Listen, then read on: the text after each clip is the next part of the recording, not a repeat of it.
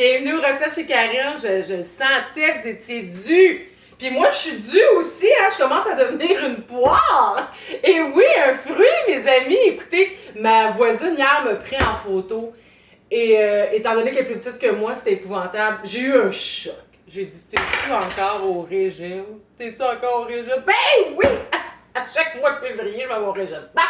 Alors aujourd'hui, j'ai décidé de vous faire une frittata. Hein? Je sais pas, j'ai jamais fait ça de ma vie. Fait que ça nous prend des œufs, que vous avez dans le frigidaire, des légumes. Bon, il me restait un petit peu de bacon, je vais tricher un petit peu, juste pour rajouter. J'avais des champignons. On a demandé ça à Peter qui achète ça pour la fondue de demain en amoureux, mais il a acheté un casseau, il a décidé de faire une sauce, puis il me reste ça. Fait que je sais pas trop qu'est-ce qu'on va mettre dans la fondue demain. On va retourner au IGA. Savez-vous pourquoi? C'est notre activité de couple. Oui, quand on va au IGA, on sent. Je sais pas, on se sent bien énervé de voir du monde. Fait que je vous reviens après la pause. Alors là, on est à couper les brocolis. Ben voyons, Karine, tu vas pas nous donner un cours comment couper des brocolis? Oui. Oui, parce qu'il y a une façon. Alors, qu'est-ce qu'on veut? On veut tous les petits bouquets. Hein? On les veut tous diviser. Fait qu'on les garde. On coupe. Est-ce qu'on a un focus? Caméraman? Oui. On dirait que tu me fais moi. Alors, on coupe ici sur le bord. Regardez comment c'est cute. Ça se divise tout seul. Puis on défait les petites boubouques pour les garder dans notre frittata que j'ai jamais fait, je vous répète. Mais qu'on est rendu encore à couper pain, pâte, patate, chocolat, tout ce qui est bon dans la vie. En confinement, on s'entend dessus. Alors, on revient après la pause. Alors, on est rendu au truc culinaire. Comment couper un piment? Ben voyons, tout le monde sait ça. Non! Peter, il fait d'une drôle de façon, puis moi, je le fais de la meilleure façon. Alors, je vous invite à regarder. On coupe le bout, clac, je l'avais déjà coupé. Fait que le bout, on enlève ça, OK? Fait que là, on perd rien. Et avec les doigts, on enlève le noyau de même. Et on jette le tout. Et voilà, votre piment est prêt et vidé. Peter, lui, qu'est-ce qu'il fait? Il prend le piment, puis il tourne autour de même, sans enlever le noyau. Hein? C'est cute, pareil. C'est cute, mais c'est comme pas trop beau quand tu trouves ça dans le frigidaire, un genre de mognon là, qui est là. Aidez-moi! Alors ça, c'est la façon de vider un piment. D'accord? Je passe un message aussi au caméraman. Hein? D'accord? D'accord! On fait une pause. Si on a tous nos légumes qui sont coupés, qu'est-ce qu'on fait? On va les faire revenir un petit peu dans le poêle. Fait que j'ai des échalotes, j'ai nos champignons de demain de notre fondue d'amoureux. Pas grave, on va retourner au GA, comme je vous disais. Au métro. Pas maxi. On pas trop ça, les gars. Alors, on fait frire ça et qu'est-ce qui va se passer? L'ingrédient secret, c'est des épinards. Là, oh mon Dieu, j'en ai bien gros, Karine. Ben non, vous allez voir tantôt. Quand je vais mettre ça, ça va réduire. Hein? Eh oui. Puis, il faut les laver, hein, parce qu'on sait pas, là, qu'est-ce qu'il y a là-dedans, de la terre, des virus, tu sais, il y a plein d'affaires qui se retrouvent dans les épinards. Fait qu'on va laver ça, puis on se revient après la pause. Bon, fait que c'est sûr qu'on va tous checker la même personne quand on fait des recettes. C'est qui? Rick. Rick, qu'est-ce qu'il dit, Rick? Il dit 6 œufs. Fait que moi, je vais peut-être en faire 5, je vais voir, parce que je vais mettre ça là-dedans. Puis je vais bien sûr mettre un fond d'adhésif pour pas que ça colle, hein. On sait que des œufs, ça colle. Il y a toujours un genre de coquille, hein, qui tombe, on sait pas pourquoi. Mais on n'a pas à pogner les nerfs. Il faut comme rester calme et juste tremper le doigt. Tu sais, s'amuser. C'est comme ça qu'on anime ces journées quand on est en arrêt de travail qui ne finit plus d'arrêter. Alors, on s'amuse avec le doigt sans pogner les nerfs, aller chercher des coquilles qui tombent. Ah, ben, il y en a un autre coudon, hein? Je suis tellement bonne. Regardez! Voilà. Fait que je vais finir de casser les œufs. Et je vous reviens avec le produit final. Fait que j'en ai mis 5, OK, au total. Puis Rick, il dit de mettre du lait. Mais moi, j'en ai pas, je bois plus de lait.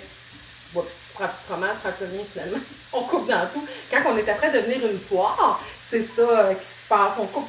Alors, c'est du lait d'amande, mais non sucré. On s'entend dessus. Prenez pas ça à vanille. Il y a 30 calories. Il dit, Rick, de mettre à peu près un quart de tasse. Fait qu'on met un quart, on fouette.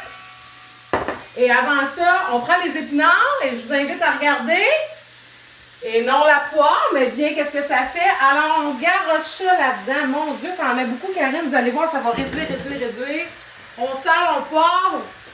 Et on se retrouve après la pause. Alors ici, on a notre brasseur. Il aime ça brasser. Fait que regardez comment ça a réduit. Wow! Magnifique! Avez-vous un commentaire à dire? Moi, là, brasser, là, c'est ce que j'aime faire le plus dans la vie. Brasser de la merde, brasser n'importe quoi.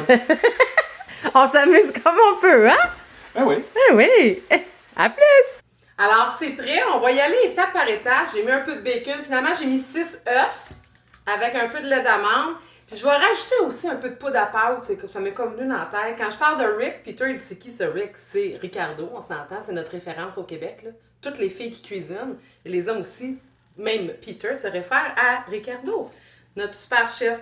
Fait que je pense que ça va tout rentrer. Tu vois, Peter, il me dit « Ah, mais elle n'est pas toutes en même temps. » Mais regardez comment c'est beau avec les œufs. Je vais rajouter un peu de poudre à pâte. Regardez ça. Puis on va mettre ça au four à 350. Pourquoi 350? Parce que ça a toujours été ça. Hein? On dit tout le temps 350, 20 minutes. 350, 15 minutes. Je sais pas pourquoi c'est 350. C'est comme un chiffre universel de four. Hein? Alors 350, à peu près 25 minutes, on teste. On peut mettre du fromage, mais moi, vu que je coupe des produits laitiers, je pense que je l'ai déjà dit, en tout cas. Fait que je mets pas de fromage cette fois-ci. Je rajoute un peu de poudre à pâte pour faire monter tout ça. Après la pause, Alors, on est au segment Saint-Valentin. Comment raviver la flamme dans le couple? Alors, ce qu'on a fait, moi et Peter, vu qu'on est ensemble 24 heures sur 24, bientôt 365 jours, bientôt, là, on a fait un petit bol. Hein? Fait que hier, j'ai pigé, c'était mettre en lumière les talents de Karine, l'artiste. C'est pour ça qu'on fait une vidéo aujourd'hui. Et là, aujourd'hui, on pige pour voir ça va être quoi. Qu'est-ce qu'on va faire aujourd'hui ou demain? Alors, Peter qui trouve un film. Hein? On va écouter un film. Imaginez comment c'est tellement original. Et voilà. Alors, je viens de le sortir du four. Regardez comment c'est beau. Pendant que Peter essaie de raviver la flamme en choisissant un film. Moi, je fais la popote. Alors, ça vient de sortir du four. Ça a l'air excellent. Je recommande peut-être de démouler comme un gâteau, puis peut-être d'attendre un petit peu que ça soit moins chaud. Je pense que je vais vider ça dans 2 assiettes. En tout cas, on va essayer de faire de quoi là avec ça. On dirait que ça s'est collé dans le fond, par contre. Ça va fonctionner! Hein? Alors, à plus tard. Alors, on est à la fin de cette recette, cette merveilleuse recette santé, encore une fois. Et je l'ai laissé là-dedans parce que j'ai l'impression que des œufs, ça colle tout le temps. Fait que je l'ai laissé là-dedans. Et là, je goûte à ma frittata. Premier essai. C'est excellent. Je le recommande.